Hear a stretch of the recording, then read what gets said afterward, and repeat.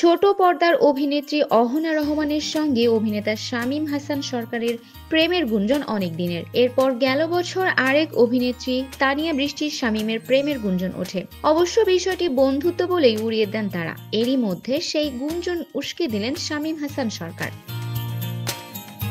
সম্প্রতি নিজের ফেসবুকে একটি ছবি শেয়ার করেন শামীম। সেখানে বরকনে বেশে দেখা যায় শামীম তানিয়াকে। ক্যাপশনহীন এরকম ছবি দেখে অনেকেই বিভ্রান্ত হন। নব দম্পতি হিসেবে অভিনন্দন জানাতে থাকেন তাদের। এমন অবস্থায় চর্চার লাগাম টানলেন শামীম নিজেই। পোস্টের মন্তব্যের ঘরে তিনি লিখলেন, অভিনন্দন এবং শুভকামনা জানানোর জন্য আপনাদের ধন্যবাদ। এটা আমাদের নতুন নাটকের শুটিং এর ছবি।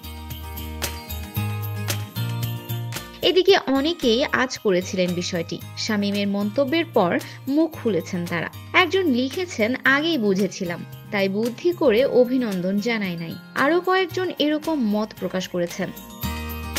এর আগে অহনার সঙ্গেও সামাজিক মাধ্যমে বরকনে বেশে ছবি দিয়েছিলেন শামীম। সে সময় বিভ্রান্ত হয়েছিলেন নেটাগরিকেরা। শোনা যায় অহনার সঙ্গে সম্পর্ক ভেঙে গেছে অভিনেতার। এখন নাকি শুধু পর্দায় না, আড়ালেও মন দেওয়া নেওয়া করছেন শামীম তানিয়া।